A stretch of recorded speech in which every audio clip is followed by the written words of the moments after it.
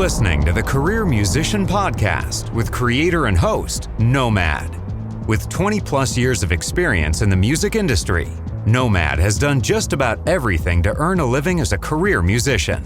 From being music director to celebrity artists, playing iconic arenas and stadiums, composing for film and TV, and even playing your average local club gigs, he's done it all.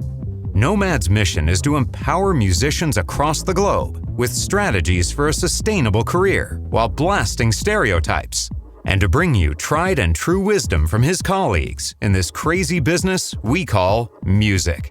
Welcome to the Career Musician Podcast with yours truly, Nomad. For my next guest, get ready, Mr. Jack Piatt of Jammcard fame. If you're not familiar with Jammcard, go check them out. They have an app and they are everywhere on the interwebs. So Jack is a producer, director, writer, poet, musician, and he runs the daily operations over at Jammcard. So as you can see, he is quite the Renaissance man. Additionally, if it weren't for Jack, I wouldn't be a part of the Pantheon podcast network. Basically, it's an all music podcast collective, and Jack is the one that introduced me to everybody over there. So sit back and enjoy this extremely exciting and fun-filled episode of the Career Musician Podcast with yours truly, Nomad, and my good friend, Jack Piatt. Welcome, Jack Piatt, to the Career Musician Podcast. Thank you for having me, Nomad. Yeah. We've been talking about this for a long time, so I'm glad we finally figured it out. A long time overdue. Can people hear the clinking? Do they know what's going on here? Sure can. Well, libations are served. It's what they call a wet set in the film world. I like it, a wet set. Is this a true wet set, or are those faux cocktails? Tastes pretty... well, it's the opposite of faux. Real? Real? Yeah, I was trying to rhyme. Right. Oh, right. Of course you were, because you're a poet. That's true, I am. All right, so first off, tell us Midwest, Ohio. How do you say that? You don't say Midwest, do you? You say Ohio. Look, you should have seen his face when I said Midwest. He was like, who the hell is this Nomad guy? No.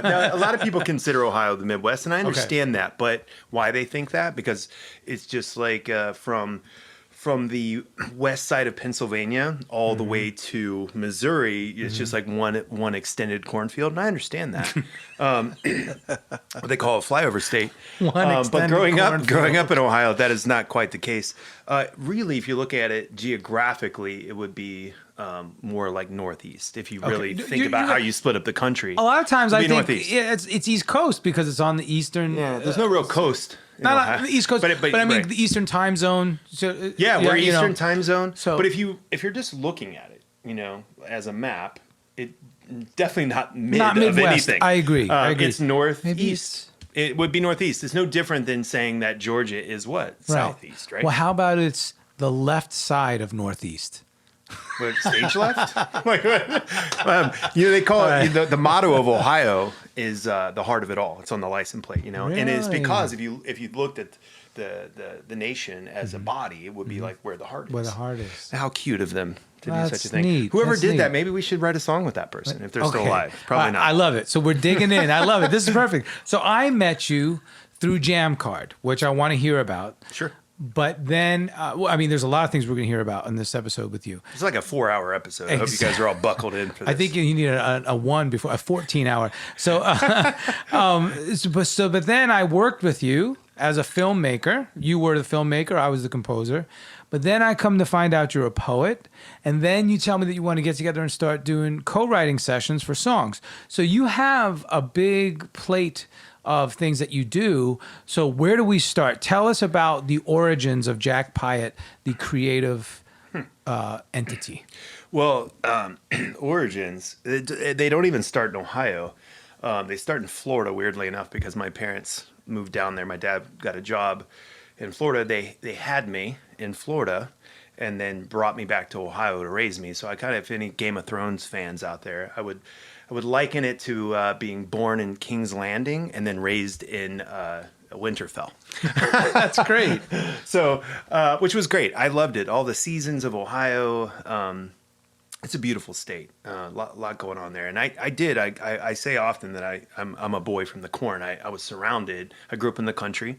I was always surrounded by a sea of corn.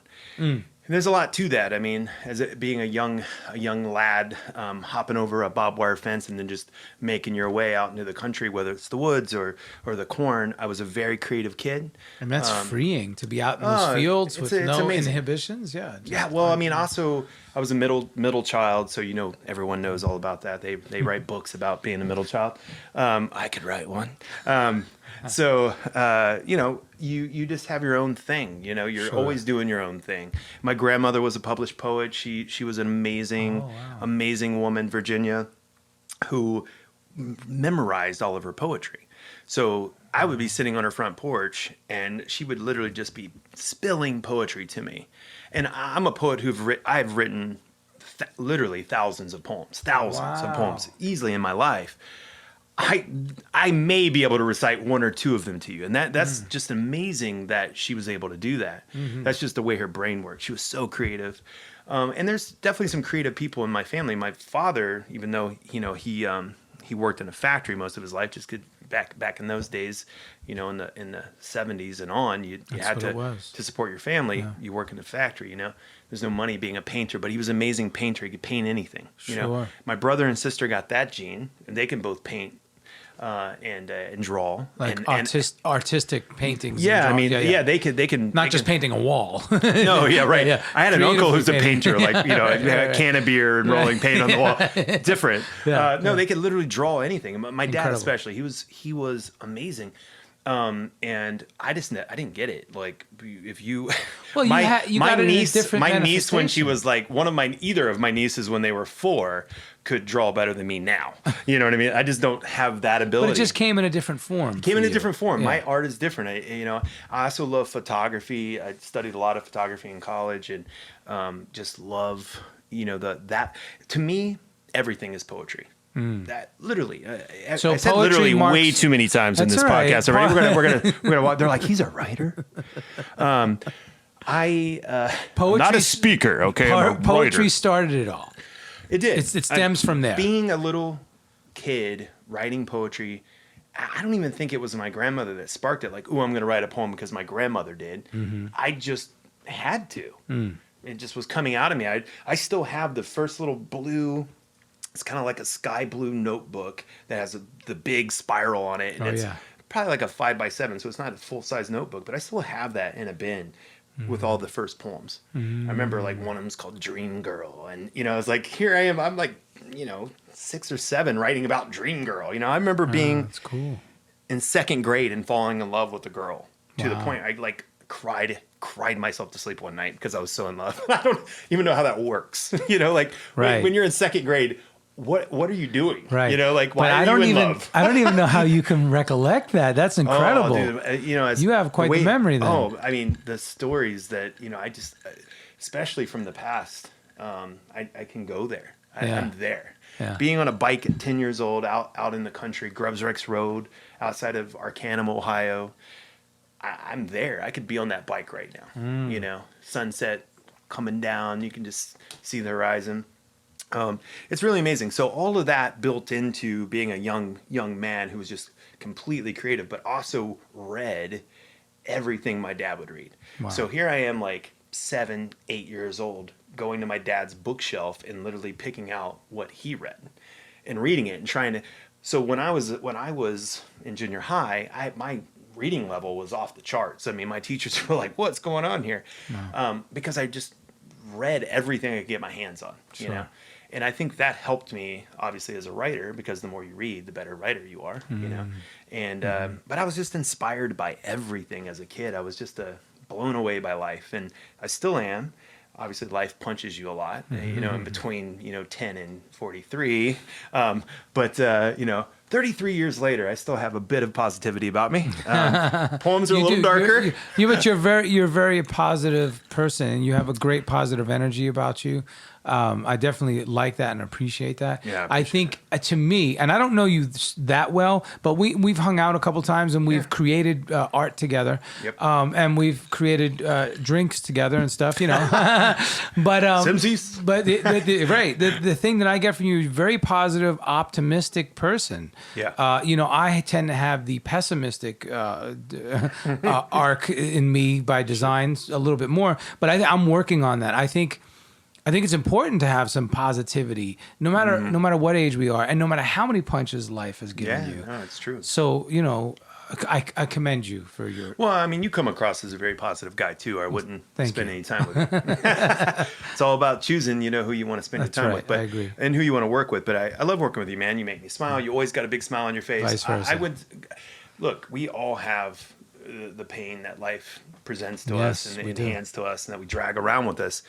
Not saying that I haven't spent a Saturday afternoon somewhere like, you know, Molly Malone's, listen to an hour worth of some really sad songs at the jukebox with a pint and a shot. Right, you know? right. It's not that I don't get sad and I don't have all that pain. Sure. You know, life can be tough, but at the end of the day or beginning of the day or somewhere in the middle, I'm like, man, there's got to be something worth smiling about here. That's right. So a lot, honestly, I mean, my new poetry book is going to come out probably in the next couple of weeks. It's called Notes from My Phone. I love that. And what happened Great with that title. well, it's true to form because what happened is that my first book was kind of like a self-published thing that was called Inevitable Conclusion. I just kind of got it out of me and did a limited print on it. And then I've been working on this other book called Love in Microwaves. It's a longer form book for a couple years now, but actually a couple years now. And I just got really busy, you know, which we're going to go into with Jammcard and all of that and my film career. And so it kind of took a back seat. And what I realized was for a while I was kind of complaining to close friends like, man, I'm not really writing like I should be. And when I'm not, and you know this as an artist, and by the way, to anyone listening, I'm a big fan of this guy, and I'm a big fan of his wife, and they just blow me away. They're really just so creative and so talented, and we'll get back to that because once we talk about our film that we did together, you are something, man. I can't wait to keep working with you. Amen. But to go back to the book, the reason why it's called Notes from My Phone is because what I realized was I didn't stop writing through all of this. What was happening was, due to our glorious technology, is that I was writing these poems in my phone, in the notepad in my phone. And what I realized when I really got to digging and I counted, there was like almost 300 poems in my phone. Wow. Yeah. More minimal, not a lot of long form. You know, when you're minimal, you're looking at anywhere from a line to, you know, maybe 4 lines. You know, that's like a minimal poem. It's very, very hot right now, by the way. You can look up on Instagram.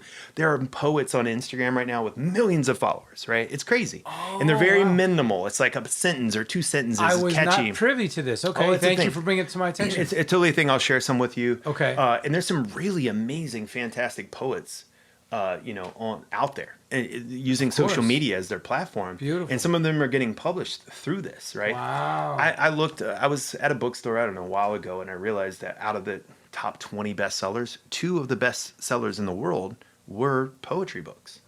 Now that's quite that's fascinating. Yes. It's fascinating, astounding, and also very motivating for someone like me. Who, absolutely. At the end of the day, what I was saying earlier is that everything's poetry to me. So photography is just another way to write. And come to find out that photography is a French word that means writing with light. Wow. Well, that's blew my mind when I heard that. You know, I'm like, really? You know? Wow. I was actually with Henry Diltz. He's a famous rock photographer. He's the guy who shot the famous Morrison Hotel album cover for The Doors, right? So I was working on a film I'm producing right now, some legendary session. Which I can't wait to talk about. We're going to talk about that too. Next, yeah. Boy, this is a wild interview. Yeah. Little planting seeds, you know, shoot at least some breadcrumbs so we can come back to them. But I was hanging with him because he was shooting the guys for this documentary at Jackson Brown Studio. And we were just hanging out and taking photos together and just kind of getting to know each other. He's a super sweet guy. And I told him that about writing with light. He had never heard it. And he was just like blown away. Like all these years, you know, it was really cool. A great moment. But so, yeah, Notes from My Phone. It really is just all about me writing in the moment. It's all very raw and real. Which is so apropos for today's day and age. We all write notes in our phone, sure, whatever it is, a grocery list or poetry, yeah, or whatever whatever we're getting off our mind. A poetic literally. grocery list. Hey, I want to see that book. So, but you mentioned something already. I'm on your IMDb page, and and already we go into Jack Piatt, and right away, grew up outside Dayton, and head of content for Jammcard, and it talks about your poetry. I need to update this. You need to update it. But you mentioned your first book. What was that? Oh, the first poetry book I kind of self-published. It was called Inevitable Conclusion. You can't get it anywhere. I took it away. Okay, you can't get any. Okay. No, it's one of those things where it was more for friends and family and all that. Maybe down the road I can reissue part of it or something, but really because it does come up when you Google you. It's under Lulu and I didn't take it down. Holy crap! It says ebook. Yeah. Man, everything lives. I have a MySpace account out there floating around too. Boy, there's some funny photos in there. Click that real quick. Let's see what happens here. Yeah, I think that was kind of cool. Actually, right? That's not. So where was it? Right here. Inevitable. I literally Google yourself, but I guess I got to Google myself now and find out what's going on. I just put in Jack Piatt poet. Holy shit! It's there. You can $4.99. buy it for $4.99. There you go. Well, don't. Okay, get out of here. Hey, everybody, you didn't hear any of that. Okay, well, hold on. I'm gonna be harnessing you a lot because I love your frenetic energy. It's awesome. Yeah. Check it. You take photos on Instagram pretty much every day. Yeah. Where I don't know the correct term for them, but it's portrait like where you get really close up to one object, so that object is in direct focus, but then you're really aiming at the objects behind it. That's what you're trying to imbue to the viewer, I believe. Sometimes, yeah. What style do you call that? I mean, for me, I even when I was in photography classes in college, when I was in grad school, I was taking like high level photography classes. One with the Pulitzer Prize winning photographer as an instructor, just because I love photography. Incredible. I was taking photo classes when I was in high school and learning how to develop my own film and all that. But I've been taking photos ever since I was a kid. Remember those wind 'em up? Sure. You go on vacation, you have the little wind 'em Yes. up things. I was laying under flowers and shooting up and taking these wild. They're perspective photos. I think for me, they're very some people call it artsy or whatever. But it's all about angles with me. They're fucking cool, bro. Well, I appreciate that. Yeah. So really, and the reason why I mentioned it is because you had one for the Inevitable poetry book. You had one similar to that. I figured you did. Those photos are paired perfectly with your poetry, I'm guessing. So I haven't read your poetry in detail. I've read what you've posted thus far. Yeah. You post little blurbs here and every there. once in a while, a little teaser. Yeah. So I just wanted to say kudos to you. Great work on the perspective shots and the poetry, Yeah, down the road, I'm working on a photography book that I actually told Henry Jessel about, and I told him the title. I'm not going to tell you because it's not out yet. Good. But I'll tell you after. Yeah, of course. I'm not gonna We don't want to spoil the surprise. The people. Yeah. But he loved the concept of it. But eventually, I would like to release a poetry and photography collab. That's what I'm kind of getting at here. It seems like I used to do a lot of blogs, back in the day where I would always have a photo paired with a poem or a column. Yeah. Because back when I was in college, after I got out of the military, I went to undergrad at Southern Illinois University, and I was in the school of journalism there. And so my first degree is in journalism. And I used to write for, a local newspaper, and it ended up being an entertainment editor. But I would also have this column that I would write, a weekly column with my picture in it. And it was called Piattology. It was the study of my way of thinking. How neat is that? But I had a lot of readers and a lot of people. Now you're adding philosophy, your own brand of philosophy. Yeah. I love it. Pretty much a lot about what I write, and I'm writing a novel now. It's very philosophical. A lot of my poetry has a very philosophical bend, but that just comes from a lot of my personal belief systems where I'm a very well-traveled person, very cultured person from growing up in, this very rural environment where, as we know, in today's, climate, culture climate, can be very, very much a bubble, and then, when you live out here in a very liberal Los Angeles environment, they tend to look at the flyover states as like, everybody's in a bubble. They don't understand. They're called flyover for a reason. Well, right, that's where I think it gets divisive. Is that there's a lot of amazing people. Well, as a world touring, traveling, guitar player for career musician. Hey, there you go, career musician.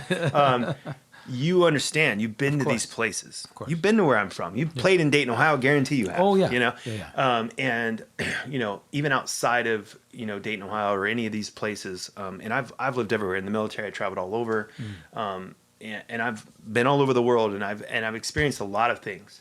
And what I realize is that you can't just write anybody off, and you can't just put people into these big segments like that and just write them off. Even though, there's a lot of what I would call ignorant people in the world on both sides that are just, they're just not, they are not open to getting more information. And that's what I think has been a great thing for a kid. Closed-minded, Well, that was a nice way of saying close-minded. Like here's the New Yorkers. The New Yorker comes out. The New Yorker's like close-minded. Yeah, you're fucking closed-minded. Not you, but I'm saying. No, I know what you're saying. But I don't want to get political. All I'm saying is I come from a place of love. Obviously, I'm a very open-minded. If you want to call it liberal, fine. But I call it just being like somebody who wants to learn. I want to know about people. I want to find a way to communicate with everybody. Just call it open, willing. Just being, I think there's a path to all that. So brilliant. A lot of my philosophy ties into finding a path for the world, and I want to write about this. And I do. I have a screenplay that I wrote that I'm finishing the last polish on it now, and I'm hoping to get that out into the world. And it's all about just kind of a step into higher consciousness, global awareness. I know we're covering a lot. Anybody who's still listening, you're like, what is going on? I swear I've only taken 2 sips of this drink, but this is the way my brain works. Of your Irish mule, My Irish mule, thank you. Thank you, Lola. That's right, the lovely Lola. But anyway, at the end of the day, I'm passionate about anything creative. I love it. Anything I love creative. your passion. I love it. Okay, so right there we've covered that's a great introductory landing pad. I love it. So can we talk about, again, we work together professionally on this film. Can you talk about the film you're currently working on first? I want to hear all about that. I think what we should do is start with real quick. I ended up in LA because Yes, thank you. I was supposed. How did you get out here?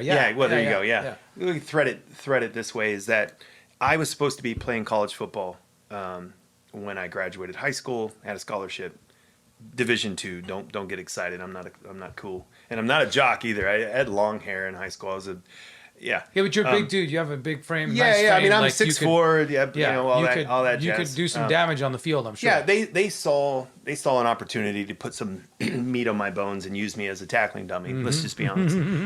So I wasn't ready for all that, and I just went out and I didn't do that, and I just went and had some fun with a buddy.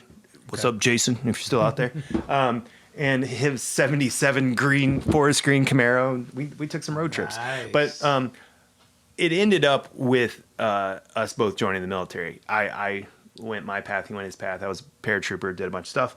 Well, hold on. You can't just say, "I was a paratrooper." This is a career musician, man. We got to talk about music. Well, hold on a minute. Jimi Hendrix was a paratrooper. This is true. Okay, so when you 183rd, Third Airborne, and what were you? Yeah. I was 82nd. Well, yeah. okay. So you can't just say, "I was a paratrooper." You can't just blow over that. First of all, you jumped out of freaking airplanes. I did. With weapons in your hand. Well, I mean, they weren't. They were strapped to me. But. I mean, damn, bro. I was actually, weirdly enough, in a special ops unit that jumped Stinger missiles out of airplanes. We were the number one jumper. Holy cow! I mean, a lot of injuries. Really? Oh yeah. What's that? Okay, seriously, hold the phone, because that's intense. Not the average human does this on a daily basis. So forget musician or whatever. Yeah, no, that's true. Talk a smidge about that. Only so many people in the world have ever done it. Right. I didn't know I was doing that, by the way. I knew I was going to be airborne. It was very clear to the recruiter that I wanted to do that. Okay, and you're signing up, and then what happens from sign up to the moment where they're pushing you out of your first plane? Well, it turns out that if you're over 6'4", 6'2" or something like that, 6'1" or 6'2", you get to jump the Stinger missile. So I'm like, so because of the heavy load that you have. Well, you got to be a certain height because they strap it to you. So it's a really weird thing. So how big is the missile that they strap to you? Well, I mean, it's a Stinger missile, so you can look it up. But I mean, they're really long. I mean, this is something. It's shoulder fired. It's a shoulder fired weapon, but it's also something that can be fired outside of an Avenger system, which I was trained on both. So if you look those up, if you're into that kind of thing. Stinger By the way, missile. I have a tattoo. I'll show you. Oh wow! Well, there's my first airborne tattoo. I had to get that when I was in the military. You don't have to get it, but you kind of do. That's kind of like a rite of passage. So it just says airborne with a little wing on the A, but above that, I added this later, and that is the paratrooper. Yeah, I have a peace sign on the. No, hold on. Let's get a photo. I'll attach it to all of. Oh, dude, I haven't been working out. What are you doing? No, it's okay. They're just gonna see skin. I'm not gonna get the whole thing. I'm gonna get the photo. The actual tattoo itself, because that would be a great pairing for all of your, No, that's cool, man. Posts online. Yeah, man, that's so cool. I love this because you flipped it. You put a peace sign. Well, because I didn't join the military to go kill people. That's right. I just wanted to get out of Ohio. Right. And I wanted some excitement, So you're jumping out of planes now. You didn't realize it. You're doing the Stinger missiles. Well, I mean, I knew I was going to be jumping out of planes. I didn't realize I was going to be jumping Stinger missiles out of planes. But, hey, it happens. Okay. In that scenario. Okay, so I just had to, can you tell us real quick? Yeah. Surmise that. What is it like?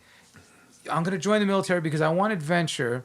I'm going to jump out of airplanes, but then I'm going to have these giant missiles strapped to me. I mean, because I have a fear of heights. I was just talking to my dentist's assistant today. I had to get some dental work done. I'm going and tomorrow. She's like, and she's like, oh yeah, I just jumped out of an airplane with my boyfriend. I'm like, how did you guys do that? Why did you do it? What gives you that desire? I'm fascinated by it because I'm the opposite. I don't want to jump out of an airplane. Right. Most people don't. So tell us about that a little bit. Well, I mean, for me, some scientists say is people like myself who have ADHD are missing a fear chip.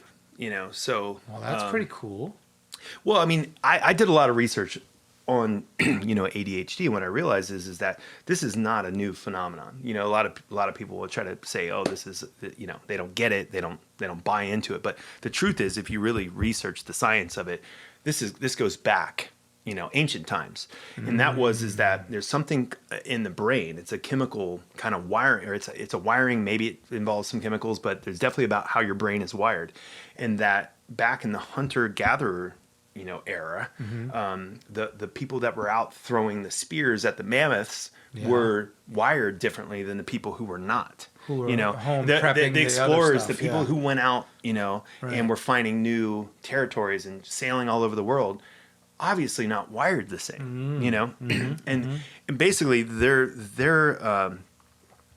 what those researchers were trying to say is that, hey, our belief is that nature has made people this way because nature needed people this way. It's another adaptation. Polar bears didn't used to be white, So I believe because that of their environment, they have to evolve. So if you take a person like me, who has this thing that can be very debilitating, it could if you're in the wrong environment, right? It can be very challenging, and it is every day. But if you put me in a area where I can thrive.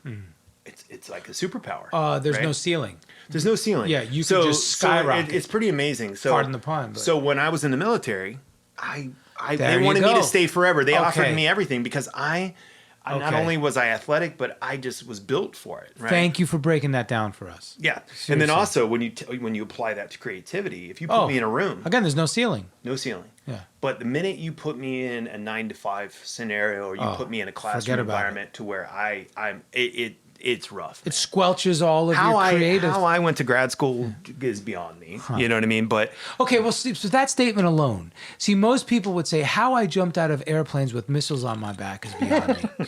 How I went to grad school is right, but one. But you just flipped it, and that's so intriguing. Our brains are built and differently. Unique. That's brilliant. Yeah. But thank you for breaking it down for me because I was curious. No, it's a weird thing. I think that's really cool because again, you are.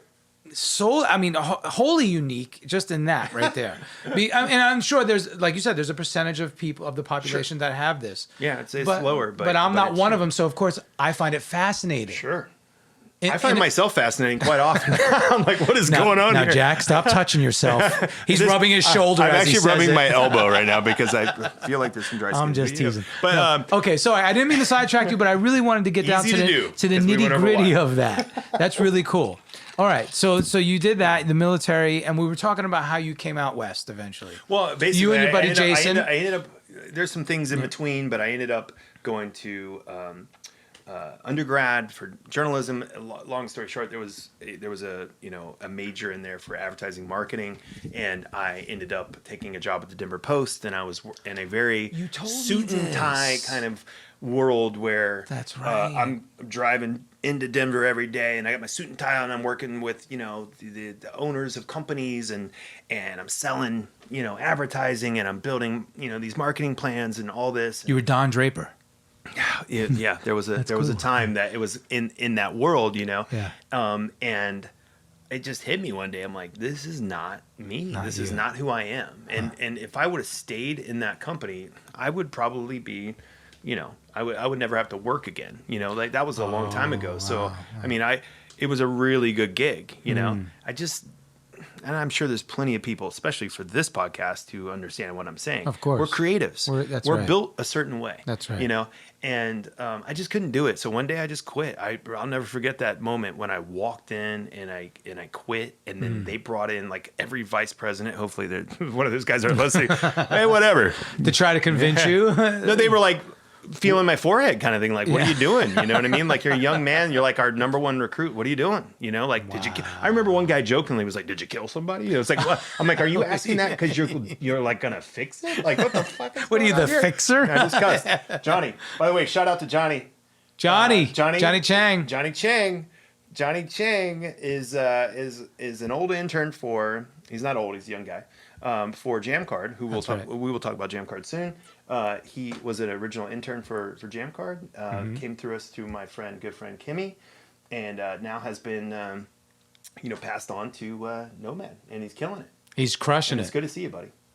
Hey, and by the way, I love Kimmy too. She's a sweetheart. Kimmy is amazing. Yes. Yeah. Oh yeah. I still want to do a project with her. It's coming. Whether it's that one or another one, I don't care. Kimmy, we're going to send this to you just so you know that we love you. We're doing a project. We love you. We know what's going on. It's going to happen. And Johnny's going to be there too. Of course.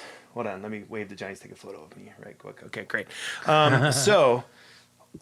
Anyway, long story short. So they're feeling your forehead. What's wrong with you, son? Yeah, no, totally. You gonna quit? No, they were just like, no, you basically can't do that. This, they brought in all the firepower. They spent a lot of money on me. I get it. How old I apologize. Were you? Circa I was 27. Okay, so because I was a little older, graduating college because of the military. But that's the ripe age for a burgeoning career to really take off. Well, here's what's funny is that I quit and then went up and stayed with a buddy in right outside Aspen, Colorado. Yeah. And just worked with him and hung out, and like he did. His name was Chad, and we would install these like theater systems in like Oprah's house and things like that in Aspen, and I played on Kevin Costner's softball team. He never showed up, but it was his team. Cool. It was just like a few months of just like taking that break. Sure. And keep in mind, I mean, I was regimented from think about us as children. We go to school the minute we can really talk, and you're in school until you're 18 years old. And then for me, I went right to the military for the most part, and then right into college. Oh, more regimen. Yeah, man. So by the time I was 27, I'm like, man, I just want to take a break. Chill. So I did. I went back to Ohio and I wrote my first poetry book, and I took a job with the least amount of responsibility I could think of. I was a waiter. Beautiful. Outside Columbus, Ohio. And I did it on purpose. I was like, I just want to wait tables and I want to write poetry. And I did it. And then after about 9 months of that. Can I say something? I went, yeah, of course. The Fountainhead comes to mind. Ayn Rand, the Russian philosopher, the Fountainhead. Yeah. I mean, that's that whole premise of take a mindless job if you have to. So that way you can devote your soul and spirit and focus 100%. To your craft, to your art. It's true. And I did that. And I needed that. Yeah. It was very important for me. And then I respect that, by the way. Yeah. Well, I mean, it was an interesting story. And thank you. How that all played out. But a lot of drinking involved too. Partying with my buds, Mark and John. Shout out to my boys and my brother. So anyway, that all led to and can't leave out Kevin, who moved out here with me. Why am I doing shout outs on a podcast? That's the way my brain works, folks. Okay. I love people. All right. So eat a vegetable. Long. Yeah. I'm an onion. I ended up, on a whim saying, hey, all right, it's time. Like pushing 28 and pushing 28. Boy, if only I could be pushing 28, knocking on that door right now. Amen. Come in. I decided, okay, I want to go to LA. This is where I'd been to LA before, but never to live. And I'm like, this is it. I remember my mom saying something like she was surprised. I remember her telling me, I'm surprised you're not living in LA with how creative you are. Why are you not there? I remember her telling me that one day, and she was right. And so I just literally packed a bag and talked to a couple buddies into moving to LA. We had nothing. Moved to LA. Came right over here to Burbank at one of these hotels over here. I think it was the Safari Inn. No, it was like one of the chains. It was like the Red Quality Inn or the red red one. Mm-hmm. Anyway, stayed there for like a week till we found a house in Glendale, and then moved into Glendale. And for the first couple months that I was out here, a few months, I was working. I was cleaning lawns in Riverside. Some guy, I can't remember his name, he had a beat up white van, would pick me up in Glendale. I'd answer an ad in the newspaper, and I would go work my ass off in Riverside, cleaning dirt lawns. By the way, there's no grass in Riverside. Wow. Fixing toilets, whatever, for cash because I needed a job. And then, long story short, that all led to me finally being like, hey, I need to. I came out here to be a screenwriter and an actor. I never really wanted to be an actor, but my manager at the time talked me into it, and I did do some stuff. But and I'm terrible at it. So if you ever watch anything, please go ahead and make fun of me because it's awful. You would be really great if the director understood your DNA and let you loose on screen. Gave you the premise of the scene. Yeah. Okay. And said, Jack, here's the premise. Here's what we're hoping for. Okay. Now here's your co-actors. Okay. Just let you loose. Yeah, just go for it. Loose. I think that would be fantastic. I wish somebody would let me loose in like a factory of like a big warehouse of whiteboards. Oh, that I dream about that too. You see the whiteboard right behind me. I love whiteboards. That's my guitar book that I'm. It looks like a big schematic of an algebraic equation. By the way, we live 8 minutes away from each other, and we talked about this. This needs to happen more often. Why aren't we hanging out more often? Well, you're busy, I'm busy, but that's going to stop now. Stop it. That's bullshit. Once a week, we're going to have a creative session in here. Yeah, you all heard it. I'm putting this on you, bro. There's many times. I'm 8 minutes. I'm putting this on you. There's many times I reach out. Hey, what do you? How about? Oh yeah, I'm headed to Paris because I'm doing this. Oh, now I'm at the Oscars because I'm doing this. Okay. Oh, now I got to go do this. Oh, now I got to go build a bridge for the Pope. Oh, now I'm. It's like really. First of all, by the way, just so y'all know, this is Nomad being very. Free with his none of that's true. I'm at the Grammys. I'm with Lady Gaga. I'm basically holding her hair while she takes a drink. Whatever it is. I mean, don't remember any of that. But yeah. Well, so long story short is that I needed a night job because I got signed to this little management company that was managing me as a writer, as a screenwriter. Oh, neat. And okay, so now things start to get good. Yeah, there was some really cool stuff going on. Some really good opportunities back then, and so I needed a night job, right? Okay. So because I was going on, I was doing some acting and I was writing and all that. So long story short, I ended up taking a job as a security guard at a nightclub in Hollywood.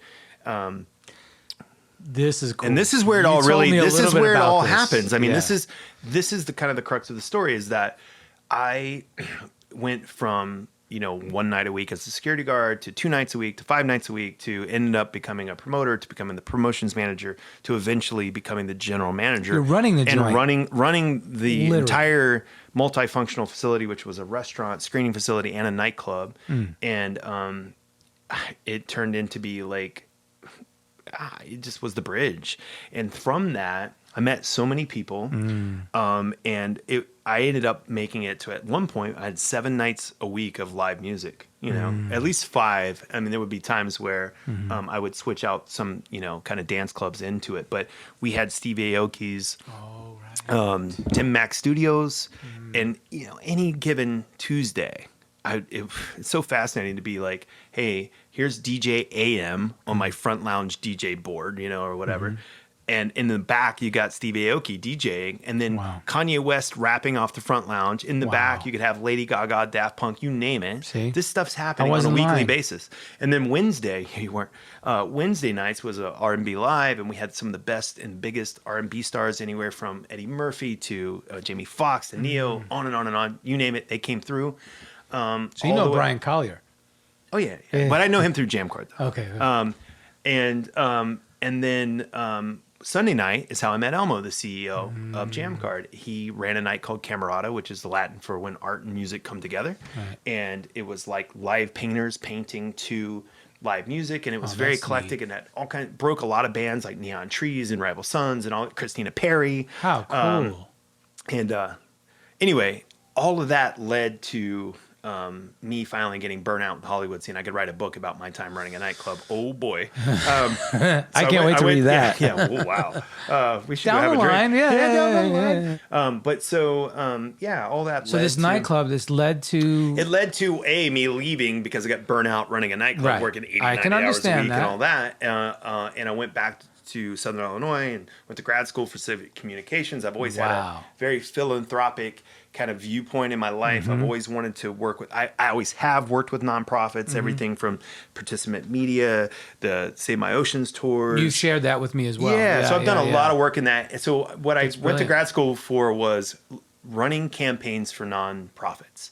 And I thought that's what I was going to do. And then I started teaching in college, and all that led to needing a summer job.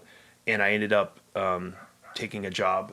That's my Missouri. dog. Oh, that's your dog. Yeah. Hi, dog. Rosie. What's up, Rosie? That all led to me taking a summer job, thinking I was going to come back and teach the following semester. Won a little movie called Gone Girl in the art department. And basically that was a 3-month adventure that I'll never forget. The friendships that I forged there. One of my best friends on the planet, Adam, I met on that movie. And many others, and long story short, it brought me back to LA and fully into film.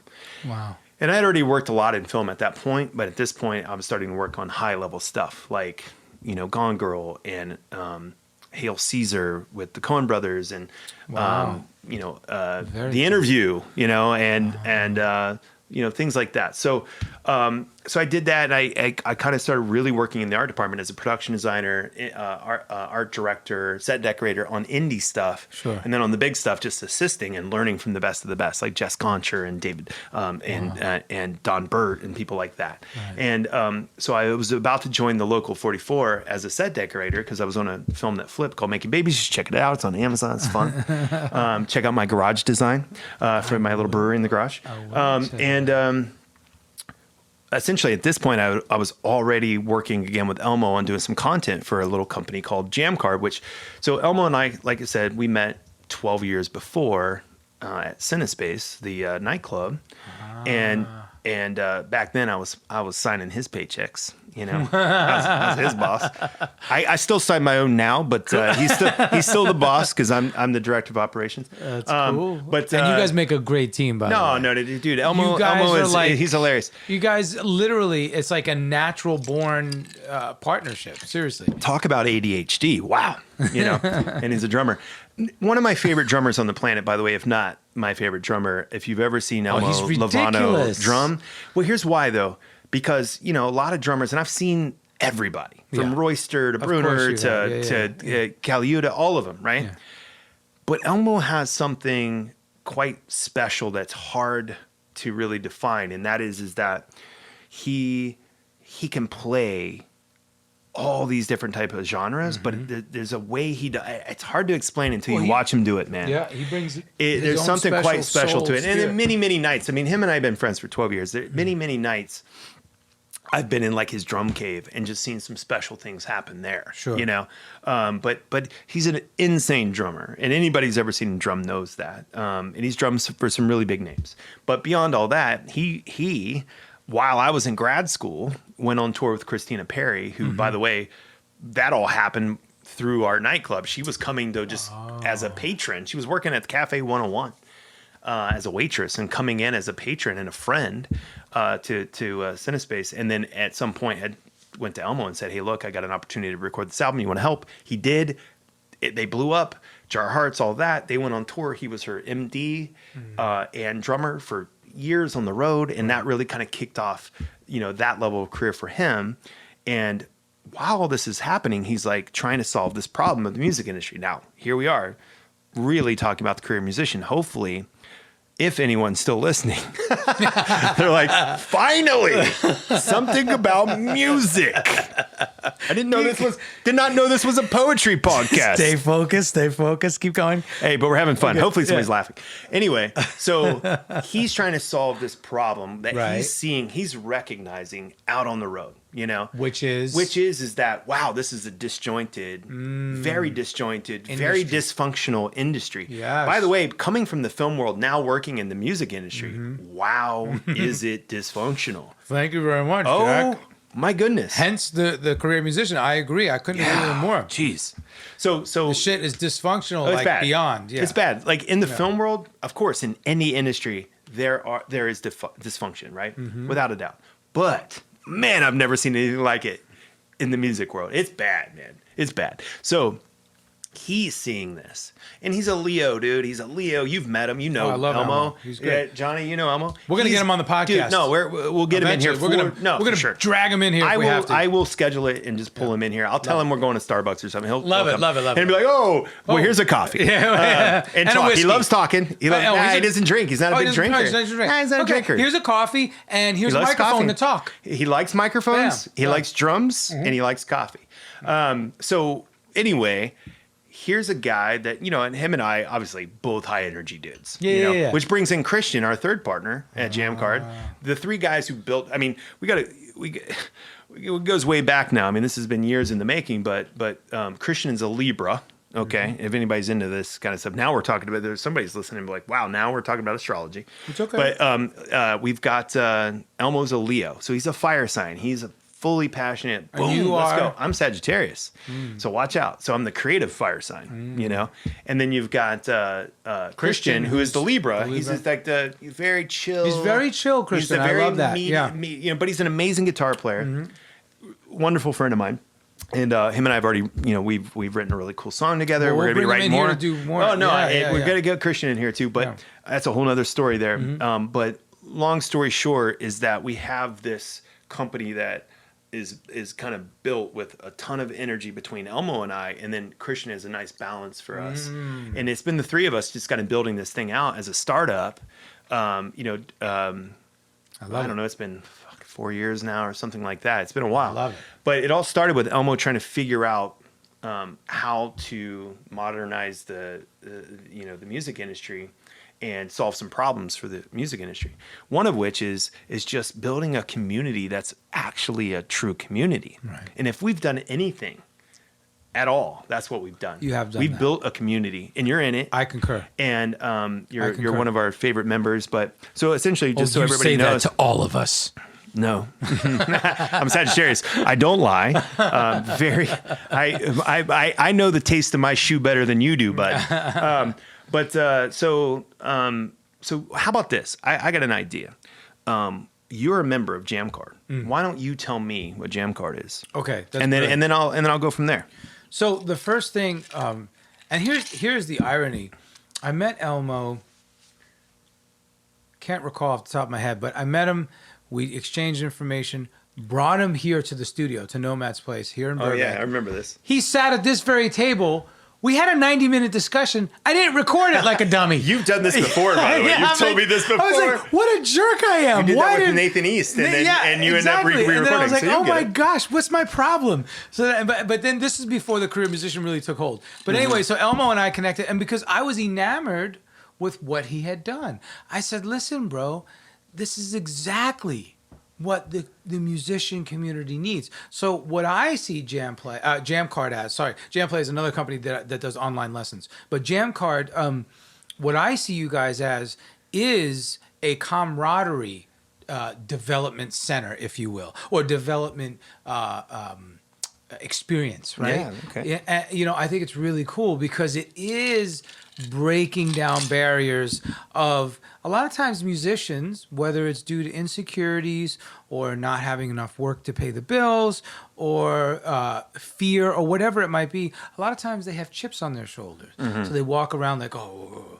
I'm the best. You can't tell me nothing. Or See that a lot. You know, you see that a lot in the music community. And I think Jammcard really has worked tirelessly to break that down. Yeah. And say, you know what, guys and gals, people and everybody, we're all in this together. Let's all get together once a week, once a month, whatever it is, whenever you have your events, and let's all love one another, encourage one another. Let's jam. Let's have a good time. And that's what I see. And then it develops into this whole networking thing.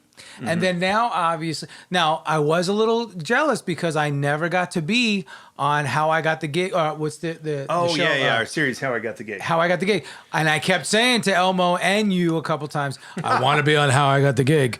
But anyway, which I think was brilliant. I think you guys at one point, you had what, 5 or 6 or 7 different video series in production? We have about 5. Yeah, and at one point they were all going at the same time, I believe. Yeah. You were telling me like, wow, talking about an overwhelming production schedule. Yeah, that was back before I really got it, heavily involved in the operations, Darian, who was originally working with Elmo on Jammcard in the original beta version of it.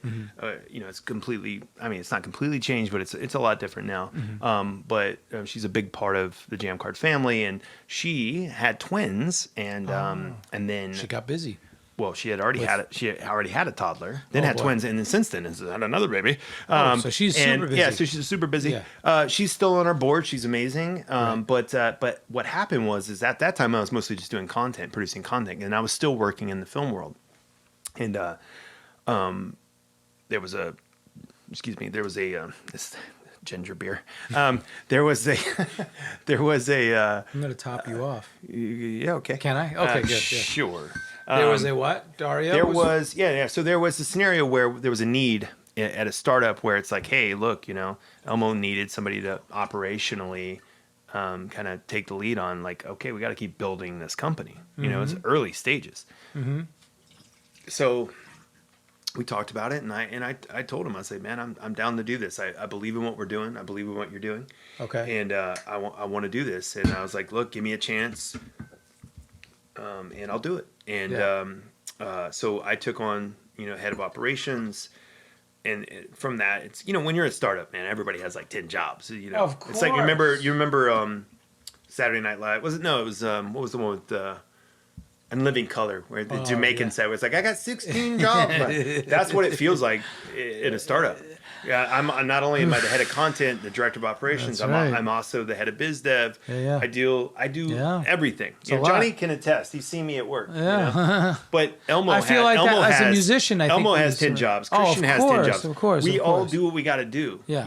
And so it's all good. But really, once I started getting in operations, then things really fill out, and so the content, there's still a content schedule, but it wasn't as heavy then, because back when I was cranking out those series, that was really kind of my lane, So we had Gear Goggles and that's a great one. That's a good one. How I Got the Gig, a thing I came up with called Scoped, and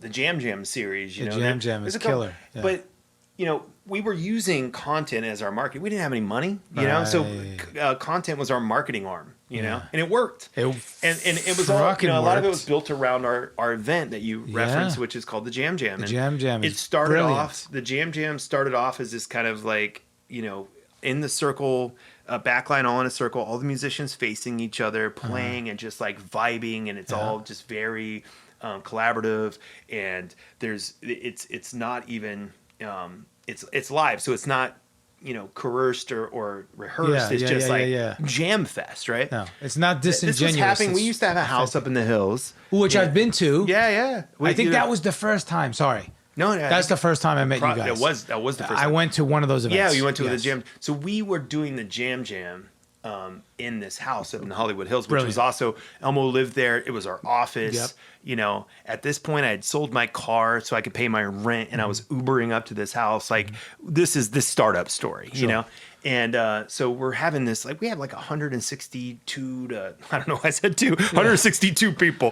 162.5. Like 190 people packed Crammed into this in. house. I remember. And With then the out in the beautiful yard. yard. With beautiful view of LA. Yeah. Doing this jam thing, which now has developed into our signature event, where our last one was at NAMM, the big music convention, and with Fender as our partner. And it's like crazy. 1,500 people and the best musicians on the planet, all, you know, so it's pretty wild what's developed. We've done since the beginning of it, we've done Robin Thicke, we've done George Clinton, Ice Cube, Anderson .Paak, Quincy Jones, Jacob Collier, Judith Collier, Hill, Judith Lauren Hill, Haregi. I mean, it's nuts what how this all. But what's wild is the reason it worked so well is because Elmo and I had the experience of running live events together. We had that.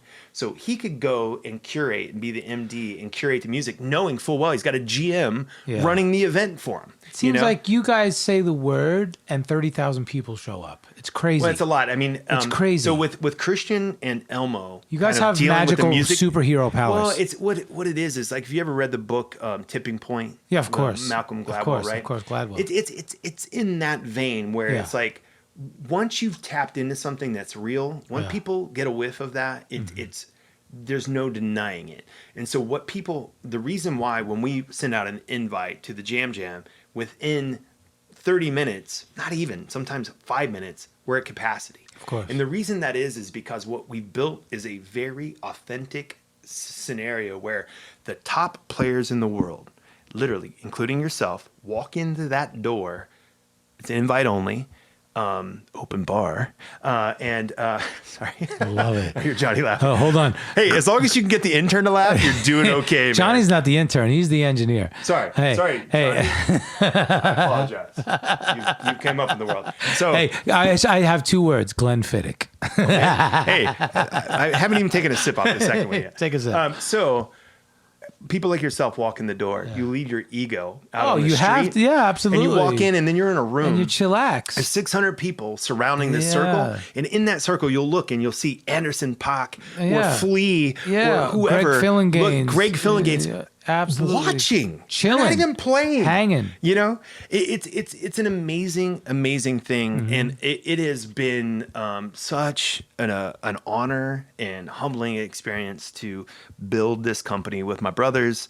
And more than that is to become friends with the community, man. Right. To meet all of you, you know? To meet these people who have been in the industry for so long and fighting the fights that you fight. Right. I love your band. I mean, you know, with your guys like Reg and all those guys, you know, but these bands, you see these bands, like we have all these amazing bands, from Babyface's band to Beyonce's band to Kendrick's band, and on and on and on. And I haven't even talked about the app and what Jammcard really is this community, but it's built around an app. And inside the app it's an invite only community where people like Nomad and myself convene inside this world where they can communicate with each other, they can book each other, they can collaborate, they can just say hi. You know, there's an Instagram feed in there that just people are just talking about their day. It's just like it's a protected place for the best of the best to be like, look, I'm not getting hit up, I'm not being bothered, I'm just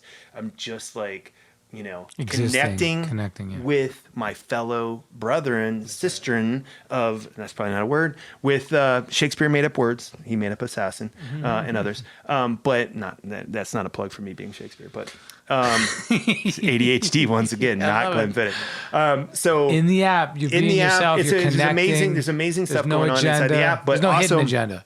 What we do as a service is we get people gigs. We put people together, you know. So if a record label reaches out to us, by the way, inside the app, there are no record labels, there are no agencies. You guys are protected. I love that. Yeah. I love so it's that. a situation where if somebody comes to us and says, "Hey, we need a band for Zed at the American Music Awards," we build that. You know, gotcha. And much more. I mean, there's so much detail to it, but and there's a lot more exciting things going on with Jammcard. We're going to be releasing a lot of really cool new things. We just released Jammcard Music, which is a kind of a collective label where we're going to be putting out, live from the Jam. Our first album release was just last week with Terrace Martin. I saw that. And Kamasi Washington. I was going to ask about the label. It's so good. So the label arm, so it's primarily focusing on the live jam recordings. Is that correct? Yeah. Currently, it is going to be a rollout of live performances from the Jam. Got it. And then later, sure, we may open it up to submissions from our members and on. Okay. But right now, we, like I said, we're still, after all these years and with all the great collaborations, I mean, Quincy Jones is one of our investors. We have amazing investors. We have amazing advisors. We're really growing as a company. We have amazing partners like Fender, like Remo, like Roland. Other really amazing partners, DistroKid, Love DistroKid. DistroKid's amazing. Phil Kaplan's one of our investors. He's an amazing man. He's the CEO. He's the CEO, founder. Brooklyn. Great guy. Brooklyn guy, and a drummer. But, we have built relationships with the core of the industry, and that is the tech companies, the gear companies, the key people behind it all. So Jammcard is not just about an artist. It's about the lighting tech. It's about the sound engineer. It's about it's about the videographer who does it at a professional level. So if anybody, and it happens to me all the time, I was at NAMM and I had several people come up to me and be like, okay, you're with Jammcard. Somebody pointing me out, Right. And then, hey, you're with Jammcard. I'm an artist. How do I get on Jammcard? Yeah. And the answer is, if you're listening to this and you're not on Jammcard, and Thank you. I wanted to address that. Great. Tell us. Well, what happens is that there's a vetting process, and you should apply. And there's an application process. You can go to jammcard.com. You can apply. And what I would suggest to you, and by the way, don't hit me up on Instagram or whatever. No. I mean, the truth is what happens is that even though in my position in this company, I don't get you in. That's not what I do. There's a system for all this. You're head of operations, not curating your members. Yeah, that's not what I do. And there's not just one person who does it. There's a system involved, and it's to protect people like Matt. Right. And that is that it should be something to celebrate the people who have built what they built, went through what they went through to become at your level, to get to your level. And then also it should be an encouragement and a kind of a call to action to people who want to get to your level. You want to join Jammcard, here's the path. And a lot of times it comes down to touring credits, session work, that kind of thing. Every once in a while there's an exception made to a level of talent that's undeniable. But it really comes down to this simply. Can you work professionally in the industry? If I was to start a company right now, and the company was called Carpenter Card, and all I did was put the best carpenters on the planet in this community, and they were only hired by billionaires to build out like insane architectural genius buildings, and you were a carpenter, can you get hired in that community, right? Well, that's what's happening here. You have to vet them. Yeah. Exactly. So the question is that if you want to be in Jammcard, can you work in that community? If Beyonce wants to hire you to put you in her band or in her entourage or whatever, are you at that level? Right. That's the question. And this is not about being exclusive in a bad way. This is all about protecting and being a service to people who happen to be professional music people. So it's not about being like, Raya or whatever in the dating world where it's like, ooh, we're too cool for, whatever. I mean, this isn't about that. It's a celebration of excellence. That's what it is. That is a great tagline, a celebration of excellence. That's exactly what Jammcard is. And so anyone looking to get in that, hasn't got in and want to get in, I'd say just wait a little while, keep practicing. Keep playing, keep working, keep building your resume, keep building your resume, and reapply. And then be very open to asking. Just send an email and say, "Hey, would you tell me why I'm not getting in?" Because somebody from our team will give you that answer. We'll say, "Hey, you know what? This is what you need to work on." But this is what this is all about, and we take that very seriously. I love that.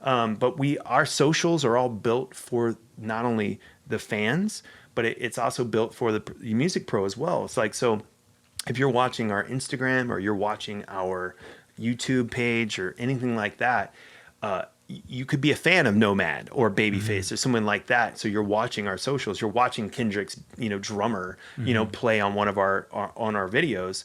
And a lot of his following just wants to figure out how to play like that. Rico, So Rico Nichols is putting out an Instagram post and he's got a bunch of aspiring drummers saying, I want to be like Rico, and that's what Jammcard's about, celebrating those people who are leaders and to their community, to their social page, and saying, hey, look, you can be like me. Here's what you got to do to be that way. You're listening to the Career Musician Podcast by Nomad. Add the Career Musician to your playlist on Spotify. I'm Jack Piatt, and you're listening to the Career Musician with my good old pal, Nomad.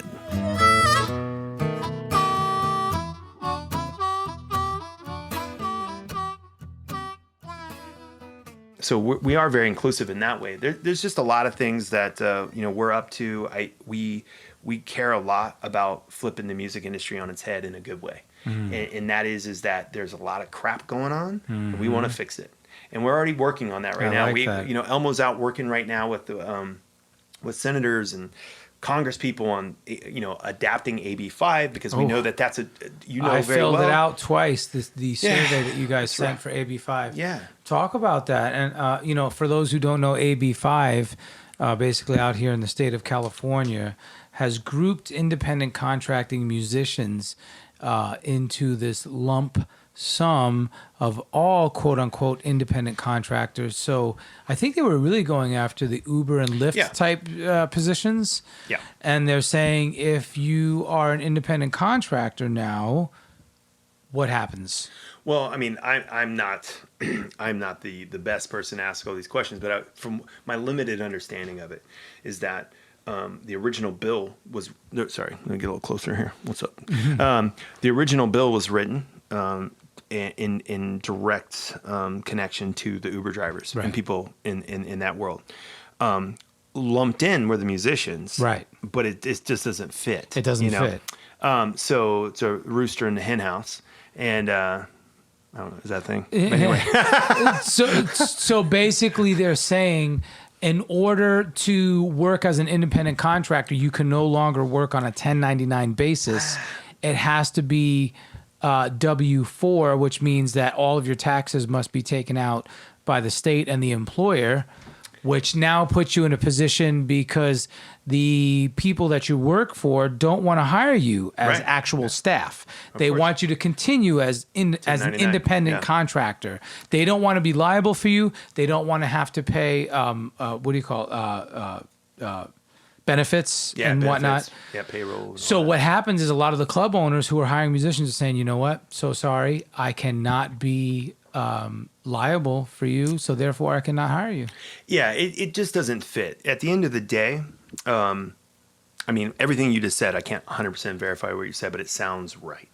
From what I'm hearing, because Elmo is really the one leading the charge on going out and working on this issue. While I'm working on, the things that I'm building for the company. But my limited understanding of it is that, yes, it just doesn't fit the bill for musicians. It obviously is an issue. Right. It's going to create major issues. So I believe that they're trying to adapt the language to where it makes better sense for musicians. What I do know is that the people behind it have been willing to hear us out. And there's been some teams with Elmo going and leading the charge on that, talking to them and educating them on what the musician side is and why this isn't a good fit. We'll see. We'll keep our eye on that and see how that's going to go. But obviously, that's a big one. It's a big one. And for me, I'm really starting to get into songwriting, and that's something that can affect me as a songwriter. For you, I mean, you're an actual artist that's out playing. That's a huge dent in what you do. Well, now I've transitioned. I'm doing more writing and composing and producing. So now I'm in the studio. Together. Yeah. So it affects us as independent contractors in any capacity. It affects us. Yep. So, all right, moving on. Thank you for the illustrative Jammcard explanation. I really appreciate that. No, and if anybody, and by the way, if anyone, you can find, anybody wants to know more about Jammcard, jammcard.com. You go to Jammcard at Jammcard at Instagram. All the same Facebook, Twitter, all of that. But I would say Instagram is probably our is our fun zone. Your You know, hub, I'm just saying that because it's the only social media I have. I can't get into the drama of it all the rest of it. I can do one, and because I love photography so much. Well, because it's so, you know, it demands time. All of each platform has its own. You know. But Jammcard has them all. Yeah, that's right. And so you can go to any of those and check us out. YouTube, we got a lot of really great content. There's some really cool stuff you should check out. You do. One of my favorite jams is the Corey Henry Jam. Oh, yeah. Man, boy, is that good. Go check it out. And if you find yourself out here in Los Angeles, go ahead and log on, figure out when the next Jam is. Or if you're in New York, Nashville, Atlanta, you know, so find out what the schedule. Attend one of the jam sessions, the Jammcard. The jams? Yeah. Attend one of the jams. You will be blown away.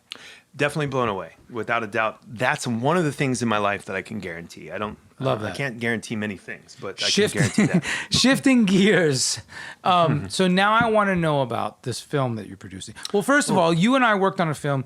You were producing, directing, and you did this documentary for this beautiful, sweet man named Lolo, who lives on Catalina Island. Who has also confused me thoroughly every time I would talk about your wife, Lola. This has made it difficult. Right? I always want to call her Lolo. I'm like, damn it.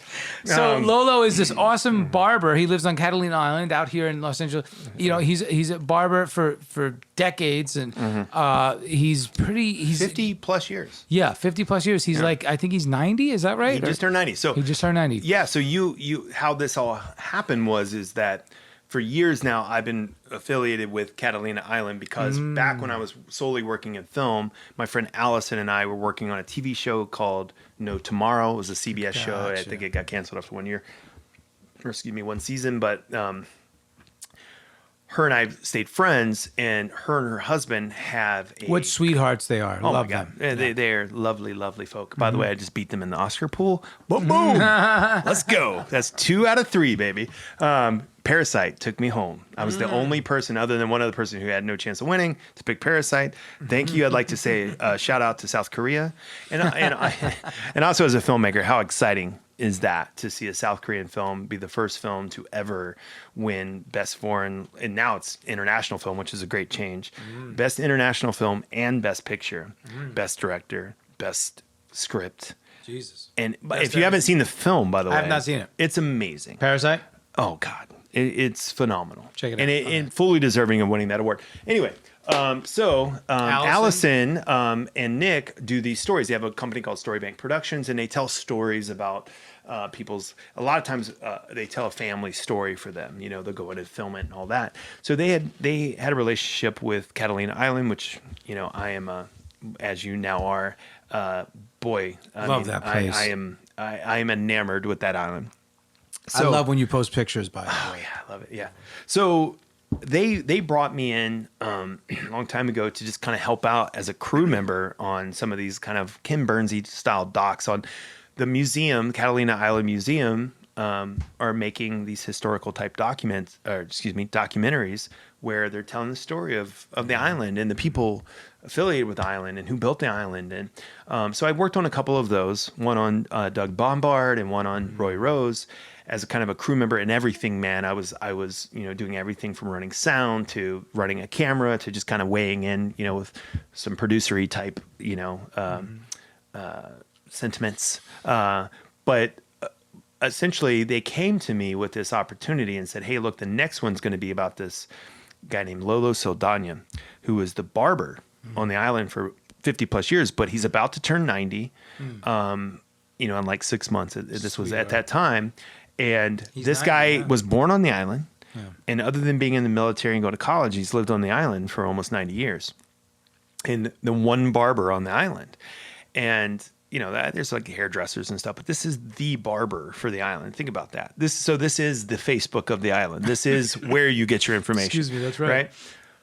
So once I kind of looked into it a little bit, I went to them and I said, hey, you know, I want to direct this one. And I have director experience. You know, I've directed quite a few things. And, you know, I tend to only direct things for the most part that either I write or I'm just kind of close to. I'm not trying to be, the next. That makes sense. Inarritu or anything like that. Right. That makes sense. But I like to direct things that I feel tied to. Right. And you have your hand in it from the inception through. I just kind of like I enjoy directing. I think it's a lot of fun, and it's a lot of work. And I've also experienced in my life that it sometimes if you are not fully able to commit as a director, then you hurt the project, and which is why I remove myself quite often these days from being a director, because that's not what you want to do. But in this case, it was something I was willing to do. Obviously at this point I'm well into Jammcard, so it was something I did on the weekends. We went and filmed over the weekend. Nomad and I, communicated over weekends. I sat with the editor on the weekends, that kind of thing. But what a great trip we had too. Yeah, man. So basically what it turned out to be is that I wanted to say, hey, I don't want to do a Ken Burnsy style documentary on this. I don't want to just be talking heads. I want to make a cinematic kind of little film and really tell this guy's story and be a little more artsy with it. And so we brought in my buddy Josh, and I brought in my buddy Simon to edit it. Josh shot it, and shot out the optics.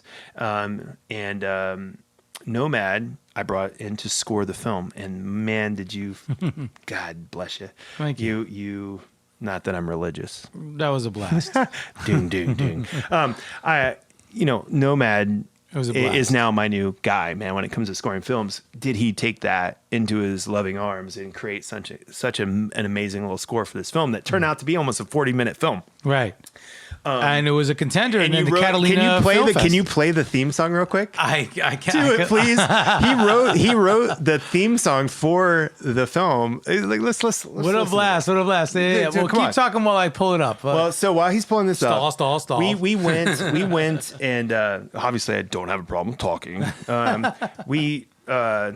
We went and filmed this really beautiful film, and God, that guy. If you ever get a chance to go to Catalina, go to Lolo's Barbershop and just poke your head in and say hi. You will never meet a more inspiring guy. This guy brings tears to my eyes. He makes me smile. He's such a beautiful little man. Sweetheart of a person. So it turns out after all of this, what happened was we ended up getting submitted into the Catalina Film Festival. That's right. And got in. And then we were able to screen our film at the casino, which is big. If you've ever been to Catalina, the big circular building. The reason they call it a casino, by the way, and you learned this, is that before Vegas, way before Vegas, this place was built like 1917, 1918, right? Yeah. So this is way before Vegas. Casino is an Italian word for Italian word for gathering place, which is why they named the casinos in Vegas as well. But anyway, so that's why it was called casino. There's no gambling at the casino in Avalon, Catalina. But inside the casino is something very special, and that is a 1,200 seat theater, which is, by the way, the first theater to ever play a motion picture with sound. And that is unbelievable. Really? You didn't tell me. Whoops. So wow. I thought you heard that. So we screened at the place that was the very first theater ever to have sound. Wow. Ever on the planet. Wow. And here's the Lolo theme song. Speaking of which, and then after that, I'm going to tell you how Nomad met his idol Alan Alda, who watched. You remember? Of course, I remember. Who watched our film? Who watched our film? What's up, Mash? Yeah, Hawkeye? Mash. Alan Alda. What a great time that was. So this is Nomad starting the film and wrote this. Lolo is from Latin culture, Right. And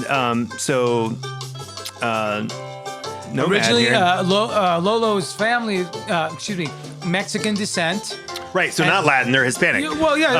But you also have. Well, my father's being from Cuba. He's from Cuba, and my mom's Italian. But anyway, I started the song off. I had this little riff, that what you heard in the beginning. Yeah. And of all things, I played it on a charango, which is South American. Oh wow, I love it. Nice. It's a charango hanging up on my wall over there here in Nomad's place. You show me. And it was just like when the groove kicks in right here. Here we go. Lolo. Yes. God, it's so good, man. This could be like an airplane commercial, like an airline commercial. Yes. Kind of just want to go to Lolo. I shouldn't be singing, but. Yeah, I love it. but I'm So feeling anyway, it. well, thank you for making me call that up. But that was a lot of fun.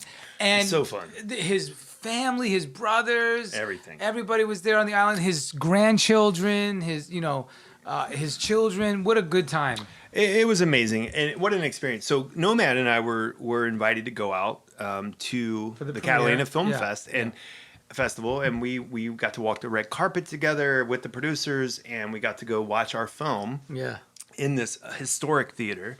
It has to be the most historic theater because outside of being the first theater ever made, this is the one that ever played sound. Incredible. So what an amazing experience. And what an amazing night, fun night. So now we have another one coming up soon. I'm working it out. I'll let you know. Is but it still February? Well, we're in no, February it's not going to work. No, Yeah. we got to reschedule just based on. But our this time it's about these three ladies who are in their 90s. Another cool story. And Nomad will also be scoring that film with us, and I'll keep you posted on. It looks like it's probably gonna be March now when we go do it. But Lola's my wife, Lola. Mm-hmm. Her grandfather just passed, and he was almost 90. He would have been 90 in well, hey, about a let's month cheers before. to her grandfather. Cheers to Grandpa Vern. Grandpa Vern, Salute. Yeah, Salute. absolutely. Yes. La Brute. I like that. So this story that you're talking about with these three women from Catalina Island who are in their 90s, really resonates with me. I played at Grandpa Vern's funeral. I played guitar. Oh wow! And I was a pallbearer. Oh wow! Yeah. And it just hit me all of a sudden that mortality is real. Oh yeah. Like you don't realize. Okay, so you don't realize it. So anybody who's listening in their teens and their 20s, you literally think you're never going to die. You just don't realize that death is something that we all face. Till you get in your 40s. Okay, and then the 30s come, and you think, oh, death, yeah, it's going to happen, but it's so far away. It's not going to happen to me, right? And then what happens, Jack, when we get into our 40s? You and I both know. Well, things get real. And you realize, start losing a lot of people, and that's what does it. Holy crikeys, Batman! Yeah. This shit is real. Yeah. And when you start losing some friends and colleagues and people that have been in your circle, your microcosm, then when you're you lose like, your father, and I went to take that moment to shout out to my dad, who, by the way, Man. God, I wish he could be witnessing some of the stuff that's going on right now. I miss you, Dad. I'm so sorry, bro. But this is why this is an important conversation That's right now, right. because that's why the reason why it hits you in your 40s is because you start losing a lot of people, and then you realize, wow, we have to take the time that we have, and we have to amplify it. we have a finite amount of time. Yeah, man. We have come full circle on this interview. We sure have. This better be one of your favorites. It better be. It was one of my favorites when you first sat down, you bastard. I love you, man. I love the Peter Griffin. I love you too, man. You bitch. But anyway, okay, all right. So I love all that. Okay, well, we got to move on. So listen, tell me about this other film. So I'm a little, sour here because you almost got me in on this film, and then it didn't work out. That was Dave Mason. Oh, that was a Dave Mason one. Which, by the way, you may that's no, because Dave's going to score it. Because Dave's going to score from Traffic. So but that's amazing. Of course, he should score it. So the reason why it's harder to get you in on these is because we have the most famous session players. They're going to score it themselves. Tell us the one you're working on right now. Well, multiple. So we have three feature films. Oh, Jesus, I didn't know you had three. Yeah, there's three feature films that I'm producing, all at different stages. So. Trap Jazz is the first Jammcard. Is the That's first right. film by Jammcard that we are well into, and I don't want to go too far into that one just because we're not ready to really talk about it. Yeah. But it's going to be amazing. But somewhere in between all of that, I was affiliated with Dave Mason from Traffic. That's right. A Hall of Fame musician who's just fantastic and wrote the hit song Feeling Alright, among others. Played with Jimi Hendrix, so many other things. He's a legend, living legend, 73 years old, and I've been humbly offered the opportunity to produce his life story. And so I've got to know Dave, and this has been really great. This all happened through my connection to a documentary I'm producing that takes place in Ojai. Hold on. for Dave Mason, I'll be a grip. Bring me in to do something. I'll bring a coffee. I'll be the coffee guy. Okay. Seriously. Well, we can do better than that. Bring me in for something. But hey, no worries. We'll get you there. Okay. So you're doing the film now. That one is in the kind of preliminary stages of fundraising and everything right now, and just kind of ideation. We have a really amazing director, Jim Manera, who did. He directed and produced the Soundbreaking doc series. 13-time Clio Award winner. Amazing guy who has a really great vision for what this film is going to be. And then through that kind of led to the doc that we just kind of catapulted out into the world with, and it's called Immediate Family. Variety magazine just wrote a really nice write-up about the film. We've been working on it for like the last 5 or 6 months, and I'm partnered with Greg Richling, former bass player, 20 years of the Wallflowers, who's also an amazing executive music producer, but also film producer. A lot of people don't know that about Greg, but Greg has a very storied history in film, even kind of before he got into music, really. By the way, can't wait to meet him. We've had phone conversations together. Yeah. I want him on the podcast. We're gonna hang. You'll totally meet Greg. Yeah. Greg is like in a lot of ways kind of like a savant. The way his brain works is wild. He's a fun one to watch just because his brain, the way it fires, and like his ideas and the way he connects dots, it's pretty crazy. And then our other producing partner, his company partner, Jonathan Sheldon. So those two guys, I partnered with them, and Elmo, obviously Jammcard is a part of this, but their company Phonetic is going to lead out the project, and Jammcard is one of the producing companies. I'm Jonathan and Greg and I are the lead producers. Elmo's in an executive producer suite with our friend Caroline, who's really amazing. We have an amazing team. But so Immediate Family is about the session players behind and touring players behind Carole King, James Taylor, Jackson Brown, Phil Collins, all these people, right? So legendary career musicians. Legendary, right? Here we go. Yeah. This is great. I mean, there could be a follow-up to this to where I bring them here and we do a podcast about the movie with them, or at least a couple of the guys. Well, we can go on their site. No, for sure. I may bring you. I actually may bring you to set one day. Let's do that because we're still filming. Legendary career musicians. So let's talk about those guys. So what we have the movie is about these 5 musicians who have been playing together. At least 4 of them have been playing together for almost 50 years, right? They, after all this time, had decided to create a band of their own called Immediate Family because they're like Immediate Family. They've been playing together. By the way, so many examples of bands throughout the years who hate each other or break up or are dysfunctional because a band is like a family, right? Sure. So many examples of that. There's a show, I think, on like Access TV that's all about the bands. It's called Breaking Band. And it's all about bands who break up, Right. This is the example of the antithesis of that. Is that these guys are not only still playing together, these guys are still family. They're close. They're friends. 50 years. So you have Danny Korchmar, well known as Cooch, who is one of the most prolific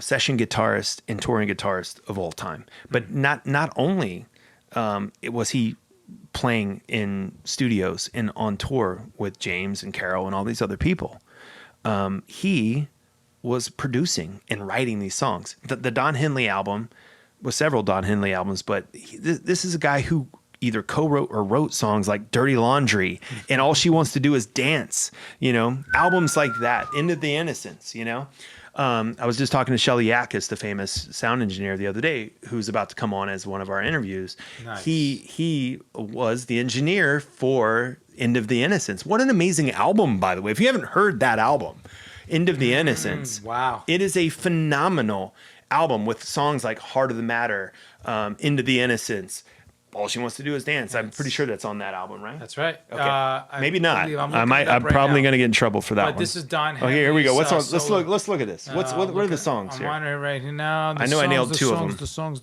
My brother got me into that. Here we go.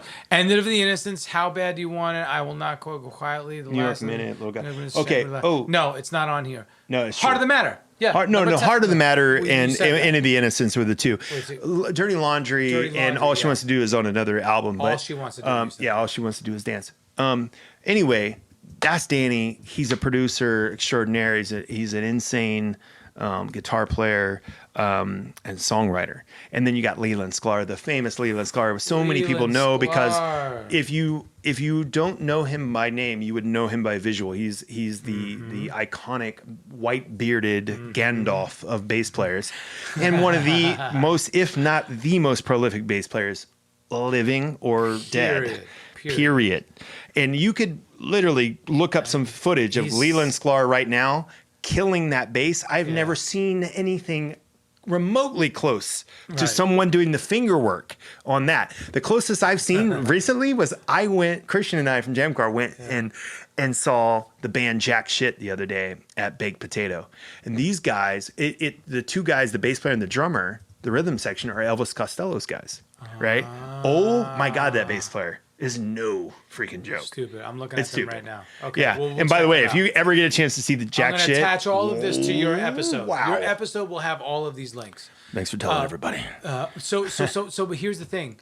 When you scroll through these guys' credits, because I'm Googling everything as we talk, the scroll doesn't stop. You know how you could scroll on your mouse? Scroll. The scroll doesn't fucking stop.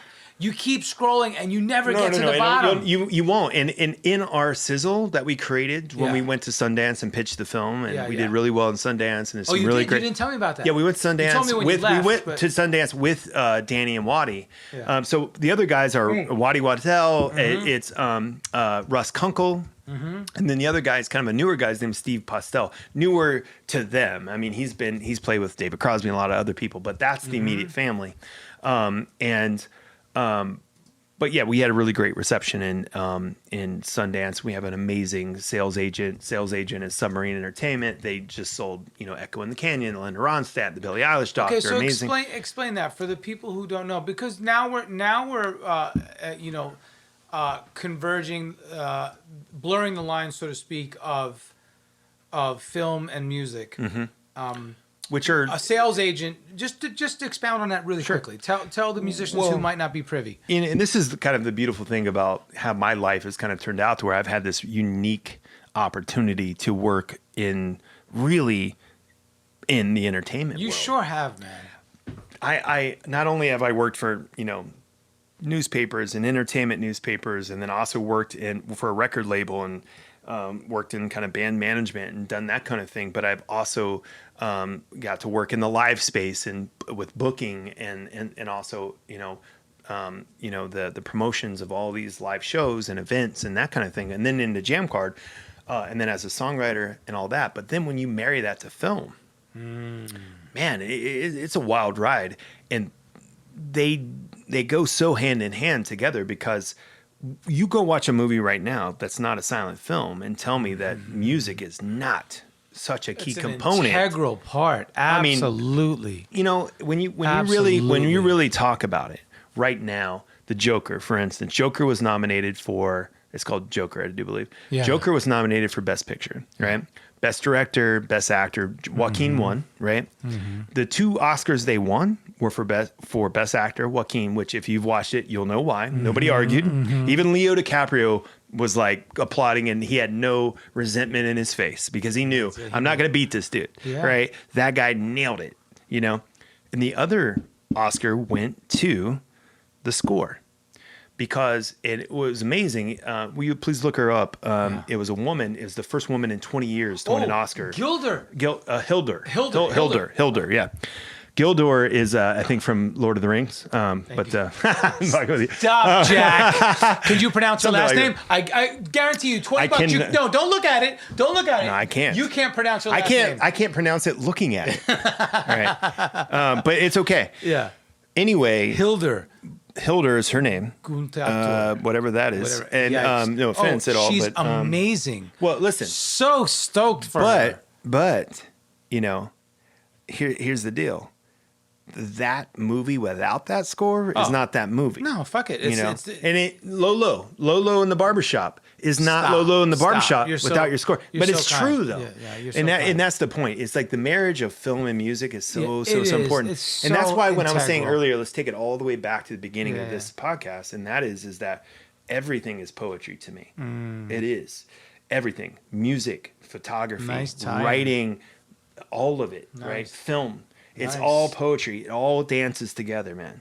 And if you can tap into that, you got it all, man. You got a fucking palette. And I've had a beautiful life because of that. I concur. Ups and downs, all of the other, the regrets aside, this has been a beautiful life because of the art, man, because of the poetry. And the fact that I get to work with people like you and Johnny over here. The feeling's mutual. There's also a filmmaker back there. I see.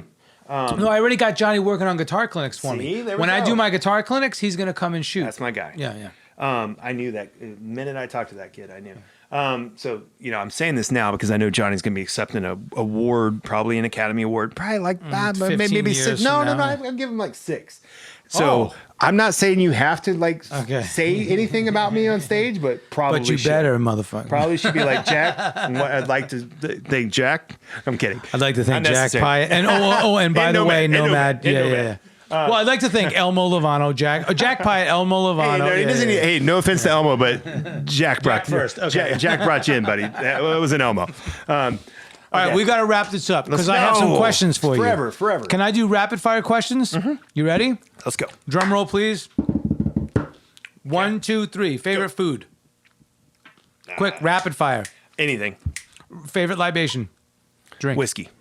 Oh, a man after my own heart as we drink whiskey. How do you spend your free time as if you had any? Make believe you had some. How would you spend it? It really all depends, but usually creatively.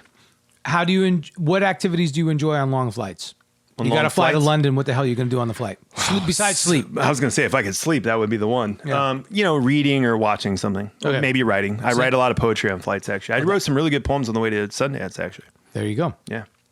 What's the last song you listened to that you didn't have any affiliation with? In other words, a song that you didn't work on. You didn't write, you didn't produce, but a song that you just listened to for fun. On the way here, it's called Mama. Here, let me pull it up real quick and I'll tell you. It's an amazing Mama, I just killed a man. Not that one. No. It's called, here it is right here. Well, we can't play it for a copyright reason, so just tell me what it is. It's called Mama, but by, oh man. What's the name Mama of the by band? Mama. Oh man. Okay. Where's my list of? Okay, you're stalling. I know I'm stalling. It's called Mama. Okay. And it's by a band. And it's a female singer. Okay. She's amazing, and I can't find it. I'm just looking at my we can Spotify Google to it. see. But anyway, we'll Google it. Favorite TV show currently? Currently or just all time? Well, all time. I don't care. Currently, all time. Deadwood, all time. Currently, Marvelous Mrs. Maisel. Oh. Marvelous, give me some. Boom, Come nice on, over here. Nice smack. That's an amazing show. Favorite movie, currently all time, doesn't matter. Well, I know it's hard to pick. Anybody, no, it's not hard to pick from me. Okay. Casablanca, hands down. Casablanca, I love it. Hands down every time. Anybody knows me knows why. Now, I know, no, don't take this the wrong way, but you have zero fashion sense. So shopping online or brick and mortar? Either I'm messing with you. No, you're not messing with me.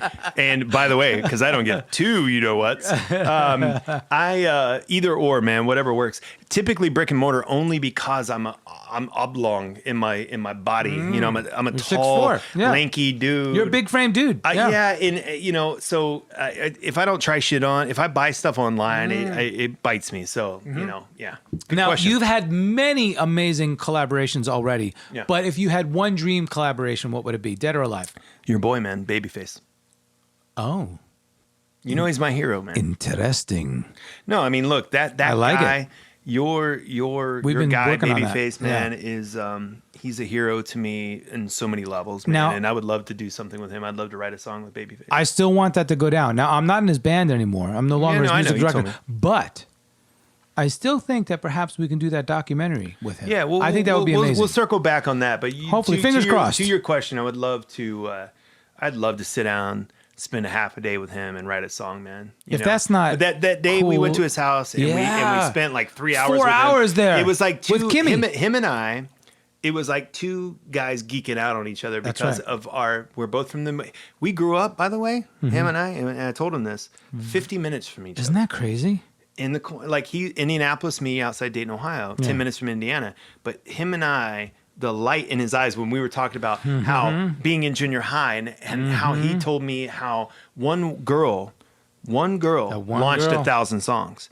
And Hope I know Hopkins. and I know all about that feeling of being that junior high kid while everybody else is worried about sneakers or whatever the fuck they're worried about as a junior high kid. I was in love with just being in love and writing. And you guys really did connect because he has the same. We could have kept talking. That's his whole MO as well. All right. If you weren't a creative being, if you weren't doing what you do, writing poetry, making films, working in the music industry, what would you do? I mean, I'd probably something in the nonprofit lane, just helping build communities or getting my hands dirty, just helping somehow. Love it. Yeah. And finally, which I still do. I agree. I love that. Finally, the most ridiculous moment. Probably happened earlier today. What are you talking about?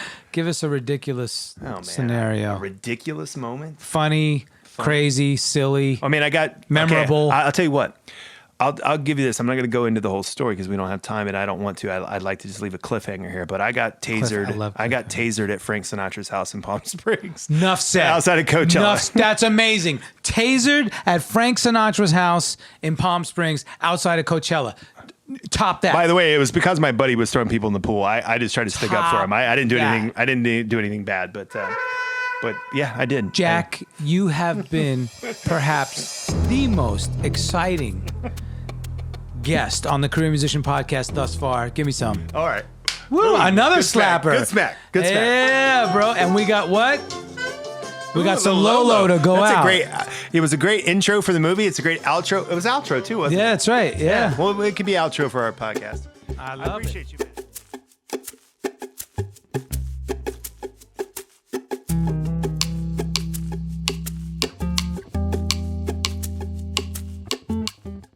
In the music industry, there are so many avenues to travel. Join host Nomad as he dives into the crazy world of entertainment, going behind the scenes to gain insider knowledge of how to maintain a healthy career in the biz. Follow The Career Musician on Facebook and Instagram to stay up to date on the latest news and get tips from the world's leading musicians.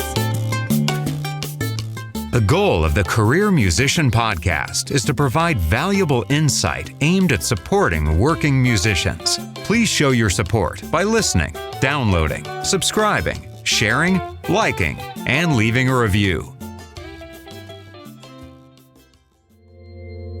I'm just a nomad, nowhere man, writing the songs in this one-man band.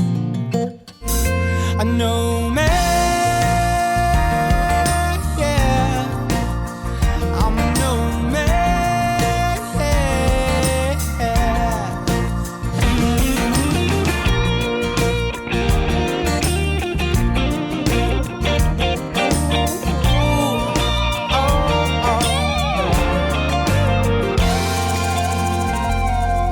So hush now, darling, you'll be fine. I'll be back this way sometime. Until then, baby, don't you cry. Hey, this is Nomad, host and creator of the Career Musician Podcast, and I am thoroughly stoked to be an official member of the Pantheon Podcast Network.